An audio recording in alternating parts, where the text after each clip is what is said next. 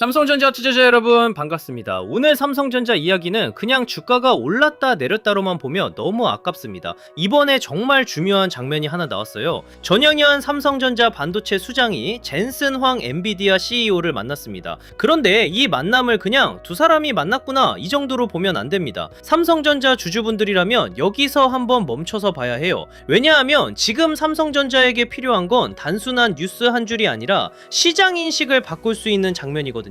그동안 삼성전자는 계속 이런 말을 들었습니다. HBM에서 늦었다. AI 반도체 판에서는 SK 하이닉스가 먼저다. 삼성전자는 엔비디아 공급망에서 아직 확인이 필요하다. 이 말들이 투자자들 마음을 얼마나 답답하게 만들었는지 아실 겁니다. 그런데 이번 만남은 그 분위기를 조금 다르게 보게 만드는 장면이에요. 왜냐하면 이야기가 HBM 하나에서 끝난 게 아니기 때문입니다. HBM4E, HBM5, 차세대 파운드리, 자율주행 칩, AI 가속기 칩까지 연결됐습니다. 이게 중요합니다. 삼성전자가 단순히 우리도 HBM 하겠습니다 이렇게 말하는 구간이 아니라 엔비디아 AI 생태계 안에서 메모리와 파운드리 양쪽을 동시에 연결하려는 흐름이 보인다는 거예요. 이건 삼성전자 주주들이 꽤 뜨겁게 봐야 할 장면입니다. 그동안 시장은 삼성전자를 너무 좁게 봤습니다. 솔직히 말하면 HBM 하나로 삼성전자를 평가한 시간이 길었어요. HBM에서 늦었으니까 삼성전자는 답답하다. 엔비디아 공급망에서 SK 하이닉스가 먼저니까 삼성전자는 뒤처졌다. 이런 식으로요. 물론 HBM에서 아쉬웠던 구간이 있었던 건 맞습니다. 그걸 부정하자는 게 아니에요. 하지만 삼성전자를 HBM 하나로만 보면 진짜 큰 흐름을 놓치게 됩니다. 삼성전자는 HBM만 있는 회사가 아닙니다. D램도 있고요, 낸드도 있고요, SSD도 있고요, 서버 메모리도 있고요, 파운드리도 있고, 패키징도 있고, 글로벌 고객사 대응 경험도 있습니다. AI 데이터 센터가 커지면 GPU 하나만 필요한 게 아니잖아요. GPU 옆에는 HBM이 필요하고 서버 안에는 D램이 들어가야 하고 데이터를 저장하려면 SSD와 낸드가 필요하고 고성능 칩을 만들려면 파운드리와 패키징도 같이 중요해집니다. 그러니까 삼성전자를 제대로 보려면 HBM에서 늦었냐만 보면 안 됩니다. AI 반도체 전체판에서 삼성전자가 어디까지 다시 연결될 수 있느냐를 봐야 합니다. 이번 젠슨 황 만남이 중요한 이유가 바로 여기 있어요. 이번 만남에서 특히 눈에 들어오는 건 HBM4E와 HBM5입니다. 시장에서는 이미 HBM4를 넘어서 그 다음 세대까지 보고 있습니다.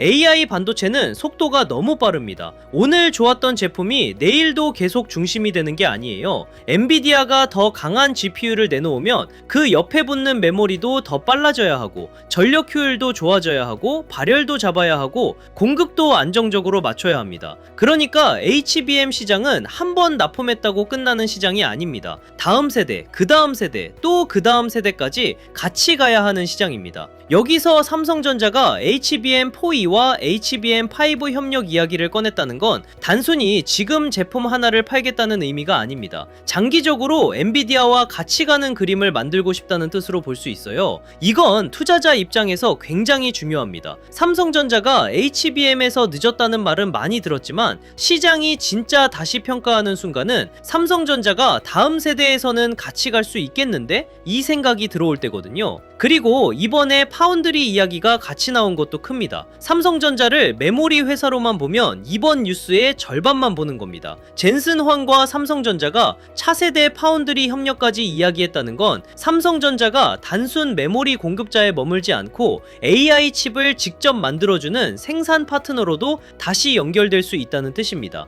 이게 왜 중요하냐면요. 지금 AI 반도체 시장에서는 칩을 설계하는 회사만 중요한 게 아닙니다. 그 칩을 실제로 만들어주는 파운드리도 중요합니다. 그리고 고객사 입장에서는 좋은 설계를 해도 그걸 안정적으로 생산해줄 파트너가 필요합니다. 삼성전자가 파운드리에서 TSMC를 당장 따라잡느냐? 이 질문만 하면 조금 과장처럼 들릴 수 있습니다. 하지만 이렇게 물으면 훨씬 현실적이에요. 삼성전자가 다시 글로벌 AI 칩 고객사를 확보할 수 있느냐? 삼성전자 파운드리가 엔비디아 생태계 안에서 다시 역할을 만들 수 있느냐? 메모리와 파운드리가 같이 연결되면 삼성전자 평가가 달라질 수 있느냐? 이 질문이 진짜입니다. 그리고 이번 만남은 그 질문을 다시 꺼내게 만든 장면입니다. 여기서 그록 AI 가속기 칩 이야기도 그냥 지나치면 안 됩니다. 그록은 AI 추론형 칩 쪽에서 주목받는 회사입니다. AI 시장은 학습만 있는 게 아니거든요. 처음에는 대형 AI 모델을 학습시키는데 돈이 많이 들어갔습니다. 그런데 앞으로는 추론 시장도 커집니다.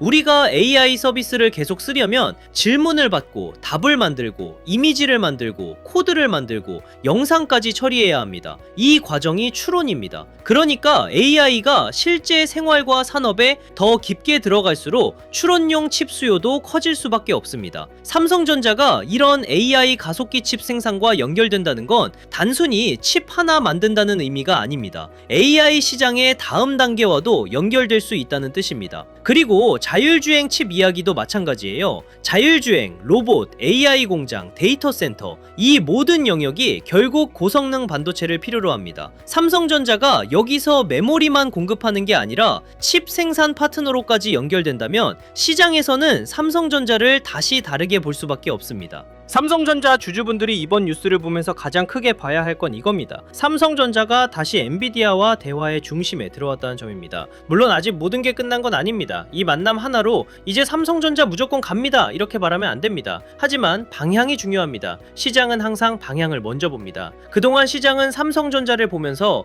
HBM에서 늦었다 하는 말에 너무 오래 묶여 있었습니다. 그런데 이제는 질문이 바뀌고 있습니다. 삼성전자가 HBM4E와 HBM5에서 다시 들어올 수 있나? 엔비디아와 장기 협력 그림을 만들 수 있나? 파운드리와 AI 가속기 칩까지 연결되면 삼성전자 체급을 다시 봐야 하는 거 아닌가? 이렇게요. 질문이 바뀌면 돈의 방향도 바뀔 수 있습니다. 주식시장에서 중요한 건 좋은 뉴스 하나가 아니라 시장의 질문이 바뀌는 순간입니다. 저는 이번 젠슨 황 만남이 바로 그 질문을 바꿀 수 있는 재료라고 봅니다. 여기서 수율 이야기도 쉽게 짚고 가야 합니다. HBM이든 파운드리든 결국 수율이 중요합니다. 그런데 수율은 어려운 기술 단어처럼 보이지만 사실 돈 이야기입니다. 제품을 100개 만들었는데 정상 제품이 70개 나오느냐 90개 나오느냐에 따라 벌 수 있는 돈이 완전히 달라집니다. 자동차 공장을 생각하면 쉬워요. 같은 공장, 같은 직원, 같은 부품, 같은 시간을 들여서 자동차 100대를 만들었는데 70대만 바로 출고되고 30대는 다시 손봐야 한다면 그 30대는 비용은 들어갔지만 바로 돈으로 바뀌지 못한 겁니다. 반대로 100대 중 90대가 바로 출고되면 같은 조건에서도 훨씬 더 많은 제품을 팔 수 있죠. 반도체도 마찬가지입니다. HBM은 가격이 높고 수요도 강하지만 수율이 낮으면 좋은 시장을 온전히 가져오기 어렵습니다. 파운드리도 마찬가지예요. 고객사 칩을 안정적으로 만들어줘야 고객사가 다음 물량도 맡깁니다. 그래서 이번 뉴스에서 봐야 할 건 단순히 만났다가 아닙니다. 이 만남이 실제 공급으로 이어지는지, 공급이 양산으로 이어지는지, 양산이 수율로 이어지는지, 수율이 마진과 고객 신뢰로 이어지는지 봐야 합니다. 좋은 뉴스가 돈으로 바뀌려면 이 연결이 필요합니다. 그런데 저는 이번 흐름을 꽤 긍정적으로 봅니다. 왜냐하면 삼성전자가 지금 단순히 우리도 하겠습니다 이 수준이 아니기 때문입니다. HBM4E, HBM5, 차세대 파운드리, 자율주행 칩, AI 가속기 칩, 이 키워드들이 한꺼번에 나왔다는 건 삼성전자가 AI 반도체 생태계 안에서 다시 여러 방향으로 연결되고 있다는 뜻입니다. 이건 삼성전자에게 아주 중요한 변화입니다. 삼성전자가 저평가됐다는 말도 이 흐름에서 다시 힘을 얻습니다. 그동안 시장은 삼성전자를 너무 좁게 봤습니다. HBM에서 늦었다는 이유 하나로 삼성전자의 전체 체급을 낮게 본 거예요. 그런데 이제는 HBM4E와 HBM5, 파운드리와 AI 가속기 칩, 자율주행 칩까지 연결되면서 시장이 삼성전자를 다시 계산할 수밖에 없는 흐름이 생기고 있습니다. 삼성전자가 갑자기 좋아진 게 아닙니다. 원래 가지고 있던 가치가 다시 보이기 시작한 겁니다. 이게 저는 이번 뉴스의 가장 큰 의미라고 봅니다. 외국인 수급도 이 관점에서 봐야 합니다. 외국인이 삼성전자를 다시 담는다면 단순히 주가가 싸 보여서만 들어오는 게 아닙니다. 외국인은 계산합니다. 엔비디아가 어떤 방향으로 가는지, AI 데이터 센터 투자가 계속되는지, 미국 반도체주가 살아있는지, 미국 금리가 부담을 주는지, 달러와 원화 환율이 어떤지, 한국 반도체 ETF로 돈이 들어오는지, 코스피 대형주를 다시 담을 이유가 생기는지 봅니다. 그 안에서 삼성전자가 엔비디아 생태계와 다시 연결되고 HBM4E와 HBM5, 파운드리와 AI 칩 생산까지 같이 묶이면 외국인도 다시 질문을 던질 수 있습니다. 한국 반도체를 다시 담는다면 삼성전자를 빼놓을 수 있나? 이 질문이 나오는 순간 삼성전자 수급은 달라질 수 있습니다. 개인 투자자 믿음만으로는 삼성전자 같은 대형주가 길게 가기 어렵습니다. 외국인과 기관이 이 가격 위에서도 살 이유가 있다고 판단해야 합니다. 이번 젠슨황 만남은 그 이유를 만들어줄 수 있는 재료 중 하나입니다. 가격 전망도 너무 단순하게 말하면 안 됩니다. 젠슨황 만났으니까 무조건 갑니다. 이건 아닙니다. 좋은 뉴스와 좋은 매수 자리는 다릅니다. 하지만 이번 뉴스가 중요한 이유는 분명합니다. 삼성전자를 보는 시장의 시선을 바꿀 수 있는 뉴스이기 때문입니다. 그동안은 삼성전자 HBM 미졌다가 먼저 나왔습니다. 이제는 삼성전자가 HBM4E, HBM5, 파운드리까지 다시 연결된다면 이 질문이 나옵니다. 이 질문이 계속 커지면 삼성전자의 재평가 폭도 커질 수 있습니다. 다만 확인할 건 있습니다. 외국인이 실제로 들어오는지, 기관이 같이 받는지, 거래량이 붙는지, 반도체 대형주가 같이 움직이는지, 한미 반도체 같은 장비주나 후공정, 전력 인프라까지 돈이 번지는지 봐야 합니다. 가격을 찍는 것보다 그 가격 위에서 누가 사는지가 더 중요합니다. 삼성전자 혼자 하루 반짝 움직이고 끝나는지 아니면 반도체 밸류체인 전체로 돈이 퍼지는지 봐야 해요. 코스피 흐름도 같이 봐야 합니다. 삼성전자는 한국 증시에서 그냥 한 종목이 아닙니다. 삼성전자가 다시 AI 반도체 생태계에서 중심을 잡는다면 코스피 전체 분위기도 달라질 수 있습니다. 왜냐하면 삼성전자는 코스피의 무게중심 같은 종목이기 때문입니다. 삼성전자에서 돈이 살아나면 SK하이닉스 같은 반도체 대형주에도 영향을 주고 한미 반도체 같은 장비주에도 관심이 번지고 후공정과 패키징, 전력 인프라까지 돈이 움직일 수 있습니다. AI 반도체는 혼자 움직이지 않습니다. HBM이 필요하고 GPU가 필요하고 패키징이 필요하고 검사 장비가 필요하고 전력 인프라가 필요합니다. 그래서 젠슨황과 삼성전자의 만남을 볼 때도 삼성전자 하나만 보면 좁게 보입니다. 돈이 어디까지 번지는지 봐야 합니다.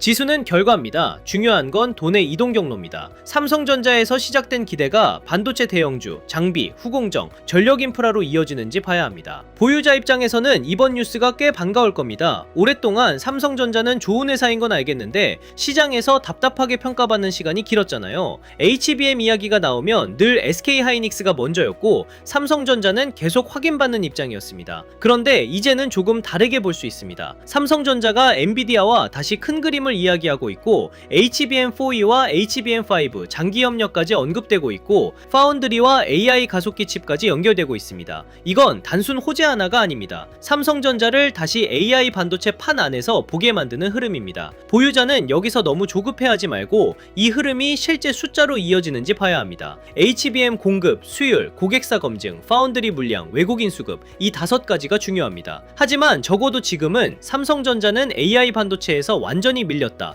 이렇게 볼 구간은 아니라고 생각합니다. 오히려 다시 들어오고 있습니다. 시장도 그걸 확인하기 시작한 겁니다. 신규로 보는 분들도 기준이 필요합니다. 뉴스가 좋다고 해서 바로 감정적으로 따라가면 안 됩니다. 특히 삼성전자처럼 큰 종목은 하루 뉴스보다 그 뉴스가 이어지는 흐름이 중요합니다. 젠슨황 만남이 단순 이벤트로 끝나는지 아니면 HBM4E와 HBM5 파운드리 협력, AI 가속기 칩 생산으로 이어지는지 봐야 합니다. 그리고 수급이 따라오는지도 봐야 합니다. 좋은 회사라는 것과 좋은 매수 자리는 다릅니다. 하지만 좋은 회사가 오랫동안 낮게 평가받다가 시장 질문이 바뀌는 순간에는 큰 흐름이 만들어질 수도 있습니다. 삼성전자는 지금 그 문 앞에 있습니다. 무조건 흥분할 필요는 없지만 가볍게 넘길 뉴스도 아닙니다. 삼성전자 주주라면 이번 젠슨황 만남은 꼭 봐야 할 장면입니다. 오늘 이야기를 한 문장으로 말하면 이렇습니다. 삼성전자는 이제 단순히 HBM에서 늦은 회사로만 볼 수 없습니다. 젠슨황과의 만남을 통해 HBM4E, HBM5, 차세대 파운드리, 자율주행 칩, AI 가속기 칩까지 다시 엔비디아 AI 생태계와 연결되는 흐름을 보여주고 있습니다. 이게 중요합니다. 삼성전자가 메모리만 잘하는 회사에서